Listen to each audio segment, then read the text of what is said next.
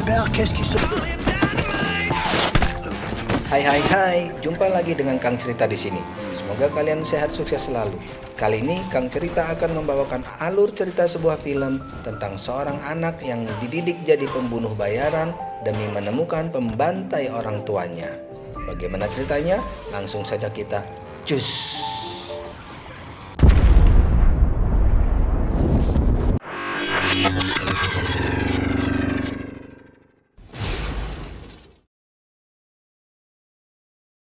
Film berlatar di Vietnam tahun 91, di mana seorang pembunuh bayaran, sebut saja Buyar, datang terlambat ke lokasi target, di mana target sudah mati. Tiba-tiba ada suara di lemari, saat dibuka, seorang anak perempuan, sebut saja Lucy, yang sedang bersembunyi, lalu dibawalah anak itu. Lanjut, berlatar 30 tahun kemudian, di sebuah hotel di Bukares, Romania, di mana seorang penjaga, sebut saja Tony, mencari anak bosnya bernama Asep, ternyata tidak ada. Nggak berapa lama, si Tony dapat telepon dari Asep. Dia bilang kalau dia diculik dan minta tebusan 3 juta euro. Scene selanjutnya, si Tony dan pasukannya menunggu seseorang di hutan. Ternyata yang ditunggu adalah seorang perempuan. Lalu dibawalah perempuan itu ke rumah bapaknya Asep.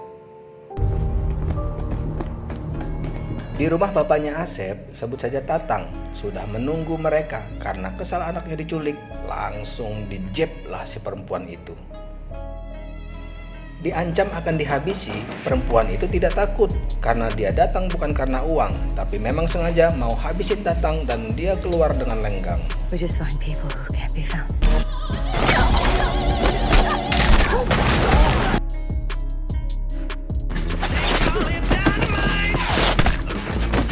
Ternyata perempuan itu adalah Lucy yang dirawat oleh Buyar.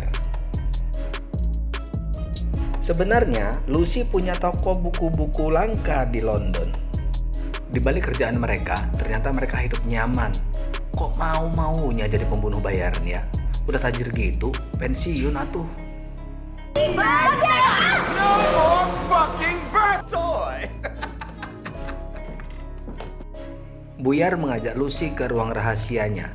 Dia meminta Lucy mencari orang bernama Aceng yang gak pernah ketemu hingga menghilang tahun 98. 1998, Paris. After that, nothing. Just fine. Lalu Lucy menemui temannya Juna untuk mendeteksi di mana si Aceng. Suatu hari, Lucy kedatangan orang mencari buku langka di tokonya. Sebut saja Engkus, karena bukunya tidak ada, dia pun cabut. Saat Lucy sedang jogging, dia ditemui Juna bahwa Juna menemukan di mana si Aceng. Suatu malam Lucy ke rumah Buyar. Saat sampai di sana, dia kaget rumah Buyar berantakan dan melihat mayat Buyar ada di bathtub.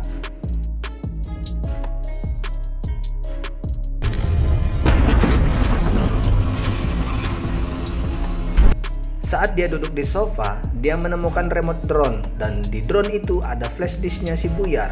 Lalu ia telepon si Juna, dia akan ke rumahnya. You'll stay open till I get there. 45 minutes. Sampai di tempat Juna, ternyata sudah porak-poranda dan menemukan Juna juga tewas terpanggang. Maka ia segera pulang, tapi di rumahnya ia pun diserang. Tapi mereka semua diringkus oleh Lucy.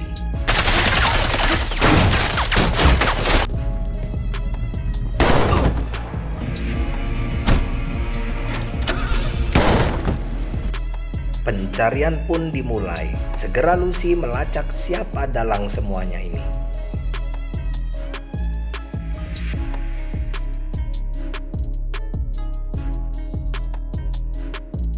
Di Vietnam, saat Moge sedang konvoy, ada motorsport yang bikin kacau konvoy. Nggak terima, dikejarlah motorsport.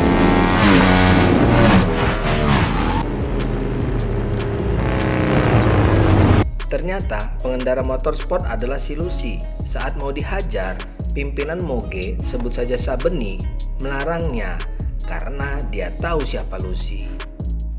Lucy menanyakan Josh, yaitu tersangka pembunuh buyar, dan Sabeni bilang si Josh susah dijangkau. Mereka harus atur strategi. Lucy ngirim paket cerutu ke si Josh. Adegan selanjutnya, si Josh sudah dikepung oleh pasukan Moge, dan Lucy minta si Josh cari kabar tentang Aceng. Satisfied you'll never see me again if I'm not. Lalu Lucy diundang ke kantornya Josh. Di sana ada pengacaranya, sebut saja Gelo. Sesampai di kantor Josh, Lucy menanyakan perihal Aceng. Walau bapaknya sudah mati, kenapa yang nyari Aceng pada mati? Because they inquired about him. He had them killed, and I'm going. Kemudian Gelo menjelaskan bahwa Josh nggak ada hubungannya sama sekali. Lalu tiba-tiba si Josh pun didor oleh Gelo. Ternyata paket cerutu kiriman Lucy sudah disisipkan pisau. Lalu Gelo dihajar dan Lucy pun kabur. Terjadilah baku dor.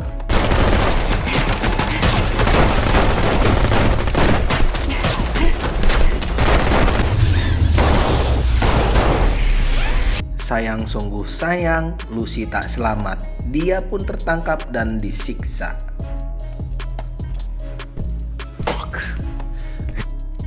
Ternyata Engkus adalah satu komplotan dengan si Gelo.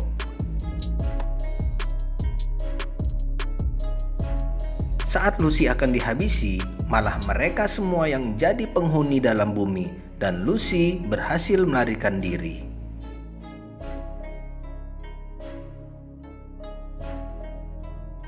Adegan selanjutnya, Lucy pergi ke panti asuhan tempat Aceng berada. Di sana, Aceng sudah ganti nama jadi Acong. Selain orang tuanya sudah dibunuh, saat dia kecil, dia buta, tuli, dan tak bisa bicara. Saat di panti, Engkus menelpon Lucy dan mengajaknya makan malam. Dan bosnya Engkus, sebut saja Dadang, minta Lucy harus diselesaikan secepatnya. Tiba saja banyak orang mengikuti Engkus dan ingin membunuhnya. Ternyata itu semua anak buah si Gelo. Di rumahnya si Gelo, Lucy selesaikan tugasnya si Gelo di bumi. Engkus yang mau hajar Gelo pun akhirnya baku-bakuan sama Lucy karena Lucy tahu siapa bosnya Engkus. Tapi mereka lanjutkan lain waktu. Kok bisa?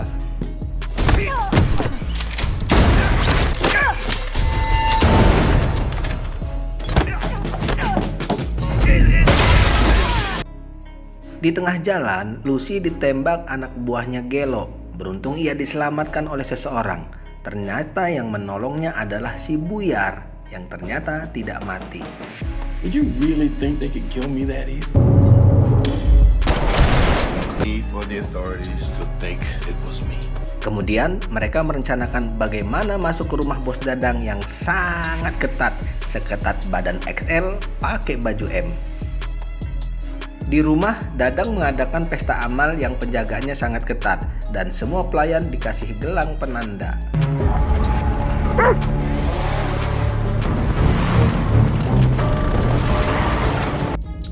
Salah seorang penjaga sombong, berkata bahwa Lucy nggak berani datang. Tapi Engkus bilang, bocil, was-waslah. Saat Engkus waspada, ia melihat pelayan tidak pakai gelang. Ternyata benar itu adalah Lucy, dan ia berhasil menggagalkannya saat mau menembak si Dadang. Dan pesta pun bubar.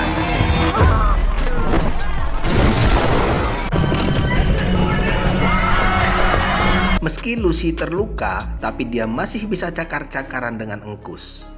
Ternyata Lucy hanya buat pengalihan, sedangkan Buyar berhasil masuk ke kamarnya Dadang. Dan ternyata Dadang adalah bapaknya Aceng. Akhirnya rumah itu diledakkan. Oke santair semua yang baik hati, jangan lupa subscribe, like, and comment. Karena itu semua gratis. Kudoakan kalian semua sehat sukses selalu. Terakhir, Lucy sudah menjauh dari rumah Dadang dan flashback bahwa saat kecil dialah yang membantai para anak buah yang membantai orang tuanya. Termasuk Engkus juga dibungkus. Jumpa lagi, bye.